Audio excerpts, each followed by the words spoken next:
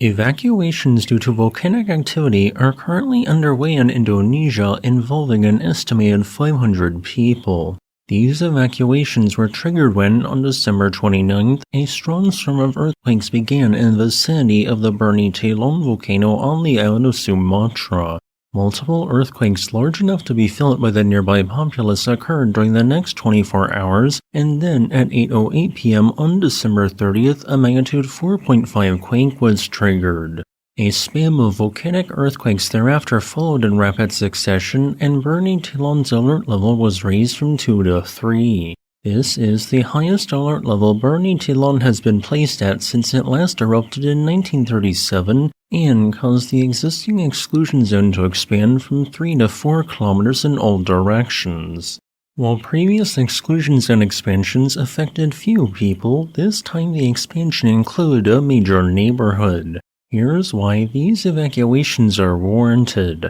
Magma since July has been intermittently intruding underneath the broader volcanic complex, initially rising beneath the center of the dormant Gurudon stratovolcano to the north. It then took a southward path until it began pooling underneath the lava dome of the burning Telong volcano. This magma is still pooling there today and have reached a sufficient volume that displaced adjacent rock, triggering an earthquake at a nearby fault line despite the fact that magma was not directly touching said fault. Alongside this, it appears that volatiles within the magma have passed a notable threshold. Intermittently, batches of magmatic gas, in my opinion, have migrated upwards from where it was pooling, fracturing rocks along the way and generating many shallow volcanic earthquakes, but not seemingly reaching the surface. Under this interpretation of mine, heated fluids may also be rising, and there may be a direct pathway for heat to rise and potentially heat, and then flash to steam any shallow water beneath the lava dome. As a result, there is now a legitimate potential for one or more phreatic eruptions to occur, which, despite not involving any lava, can still be quite deadly. And look where burning Telong's two summit craters are located. If an eruption were to occur at one of those craters or in the vicinity, any dense ejected volcanic material could collapse back to the ground as pyroclastic flows that would then be most likely to travel to the south, southeast, or east southeast.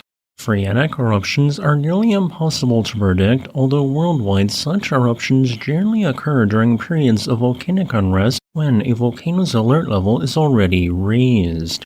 This is why the exclusion zone and evacuations make perfect sense. If you are curious about a specific timeline the unrest at burning Telong has undergone, here is a chart for you. The good news is that for now, the rate of volcanic earthquakes has decreased from its peak on December 30th, but with the rate of very shallow volcanic earthquakes still high, a phreatic eruption potential still exists. Now, in all honesty, the most likely scenario is that no phreatic eruption occurs. The legitimate potential of the opposite is more than enough reason to keep people away from the volcano. Burning Telong, for reference, is an andesite lava dome complex on the south flank of a much larger, albeit dormant stratovolcano with an ancient caldera that may have erupted compositions ranging from andesite to dacite, possibly even rhyolite. Stay tuned for more updates.